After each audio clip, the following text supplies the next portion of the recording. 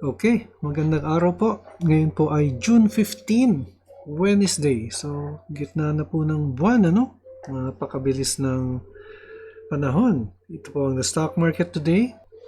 Kung first time nyo po sa channel na ito, ako po si Benji Chidoro, isang retired bank officer na nagsimula mag-invest sa Philippine stock market noong 2007. I do this report every day. And nire-report ko rin po ang latest news tungkol sa inyong paborito at pinaka-aktibong stocks. Kung gusto niyo po ng content, inimbitahan ko po kayo mag-subscribe sa aking channel. Kung meron po kayong stocks na gustong ipa-review, paki-comment lang po sa comment box at aking ipa-prioritize. Hindi po ako financial advisor. Ang aking mga sinasabi dito ay hindi po financial advice. Ang ating news ay tungkol sa today's listing ng VREIT kasama ang ating financial headlines at ang resulta ng trading sa ating PSE ngayong araw, June 15, 2022. Dito lamang sa The Stock Market Today.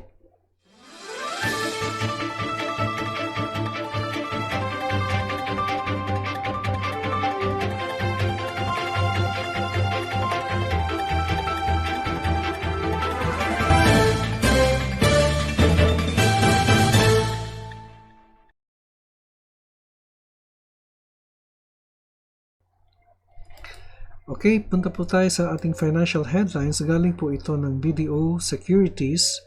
7-year T-bond rates soar. So, nasa 6.74% yung 7-year paper na ito.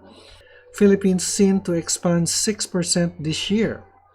DOF says cutting infrastructure spending will hurt economy's recovery. Doon naman sa sectoral and company news, JFC continues international expansion. PLDT unfazed by new competition and technologies.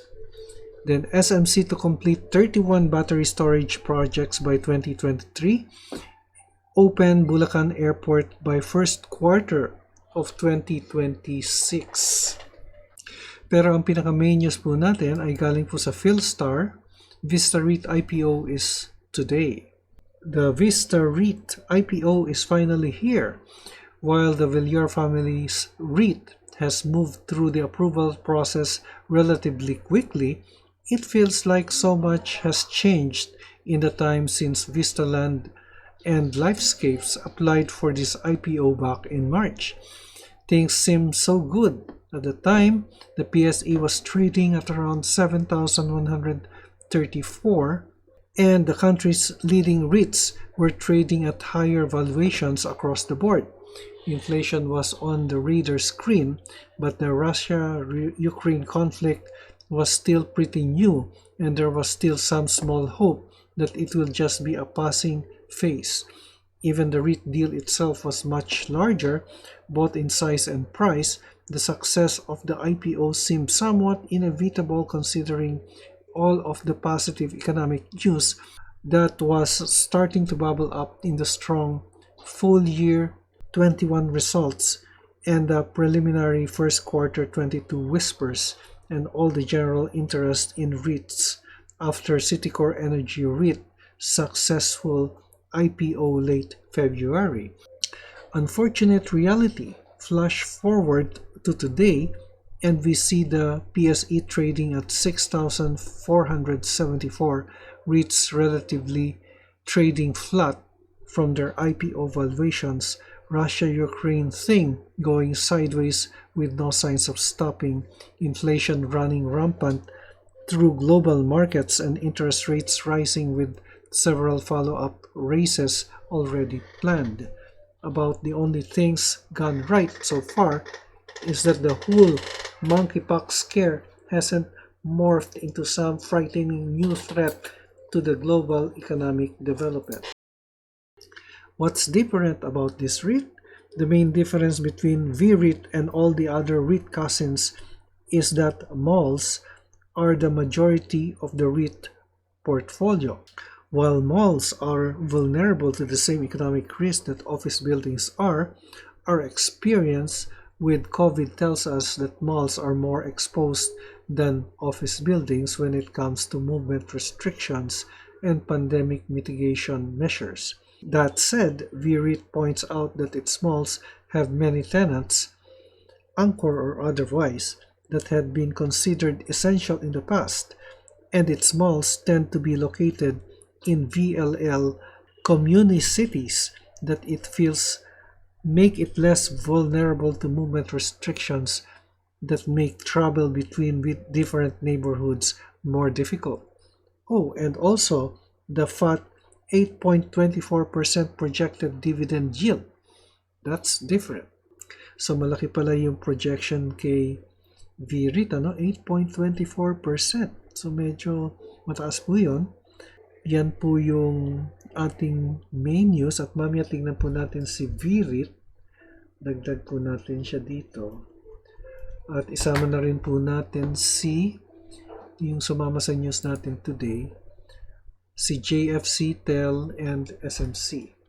And then, let's check our comments here from our subscribers. Tingnan po natin. I think there are some here. From Isip Roman, thank you for explaining RRR basta sa banking terminologies.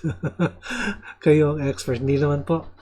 I happen just to know, well, I used to teach new employees and RRR was one of them. Okay? So maraming po salamat. And then si Boy Epal FCG EEI. Okay po, sama po natin yan. I think this is Figaro and engineering equipment, Sige po, sama po natin si FCG and EEI. So let's now go to the Philippine Stock Exchange Index and the Philippine Stock Exchange on what transpired today. Naku, ito na naman yung index natin, nasa 6319.42. Ang laki ng bagsak, 155.11 points, 2.40% down, and it's the largest drop since June 10. 3.38% kasi noong June 10 at noong May 13 ay 2.34%. But it's still support level pa po ito, 6,300 yung support natin. Anyway, bearish po yung sentiment natin at ang RSI is almost oversold, nasa 3130. Okay, yung market activity naman, 137 companies declined, 40 advanced, while 53 remained unchanged. The all-share index is also down at 1.77%. All the sectoral indices are down, led by the holding companies at 3.74%, followed by properties at 2.63%. I think what's hounding the index is actually the bearish sentiment of the global markets plus inflation. Sige po. So, tignan natin yung inyong mga requested stocks for review. Let's try FCG first. Let's do FCG. Figaro Coffee Group. So, nag-debut po siya noong January 24 and it has been moving down since, although the short-term indicator is already under, which is showing some signs of recovery. Let's try the SNR of Investagrams, Cool, Pinaka-support po niya nasa 48 centavos, While the resistance, the higher one is at 58. Yan po, The lower one is at 56. So it's just very thin and looks like there is a recovery already based on the our short-term moving average. Pero nasa itaas pa po yung 50-day exponential moving average, yung medium term. Meanwhile, RSI is above the midpoint, nasa 55.32, meaning it's showing some bullish signs. So ito po yung ating support, nasa 48. So kung mamanualin po natin. And the resistance is here at 55 to 56. Okay, EEI is next. Naku, talagang bearish itong EI. It has been moving down since September 2021. EI Corporation. I think this is engineering equipment. Yung ibig sabihin ng EI, ano? So, bearish. RSI is at 33, almost oversold, but it has been oversold for most of the time, no? So, dito po nung May 11 up to May 7 or June 7 ay oversold po siya, pero ngayon po ay above 30, nasa 33 na po, no? It reached 41 but it continues to go down. So, gawa natin ng parallel channel to. It's been moving down. So, dito lang po. Okay, based dito sa parallel channel, ang pinaka upper border niya or the resistance would be at 344 while the lower border is below 3. Nasa, pwede natin ilagay sa 280. Hindi lang natin makita yung dulo, no? 270 to 280. Although yan lang po ang aking estimate dyan dahil hindi natin makita yung dulo. It's being covered by the RSI, no? Pero yan po, no? Ang EEI continues to move downwards. At downward trend po siya since September 2021. Although, nagkaroon po siya ng upward swing po dito noong September 2020, no? Tapos, pababa na po siya after that.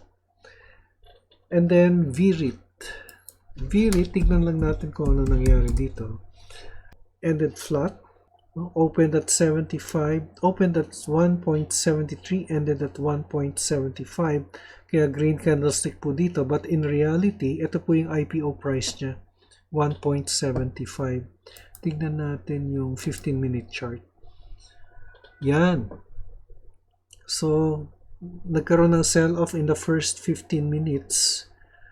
Tapos, nagkaroon ng recovery in the last 15 minutes. So, yun po ang kwento ni VREIT. Ito po yung REIT ni Vistaland or ni Villar Group. So, wala pa po tayong indicator so I cannot make anything out of it yet. 5 minute, mukhang moving up but this is the 5-minute chart. Pero sa 15 minutes po ay wala. Wala pa pong movement. Okay? So, yan po si VREIT.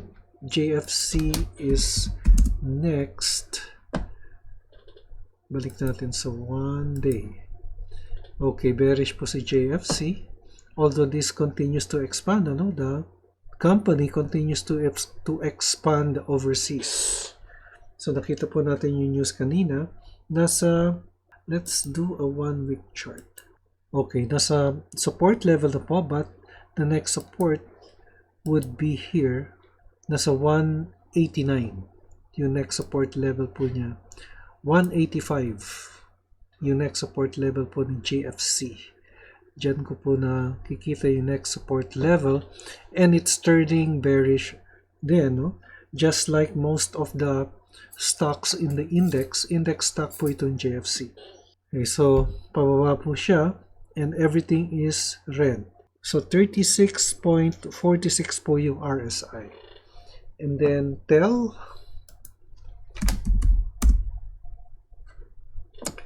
Okay, TEL ay nagkaroon ng green pero lost 10 pesos today, no? So, continues to, well, it's already breaching the short-term 20-day moving average.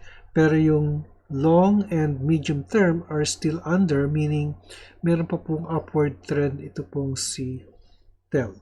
Meanwhile, RSI is also above the midpoint, nasa 51, meaning meron pagka upward trend pa po siya. So, ang pinaka-support niya, let's try the SNR. Okay, pinaka-support po niya 1668. The resistance is here at 1983, the higher resistance. Then finally, San Miguel. SMC. Okay, si SMC continues to move down, no, based on our indicators. Nasa 41 po yung RSI. This is bearish. Let's draw a Darvas box. So, placed on the Darvas, Yan po, no? Ang range of movement ni SMC. So the upper border which forms our resistance is 111, while the lower border which forms our support is at 100. Meron po siyang dividends of 35 centavos, payable on July 27. Ex-date is June 28. Yan. Okay, yan po ating report sa stock market, ika-15 ng Hunyo, 2022. Ito po si Benji Chidoro, reminding you an investment in knowledge pays the best interest. Maraming salamat sa inyong pagsubaybay at hanggang sa muli. Stay safe, God bless, and bye for now.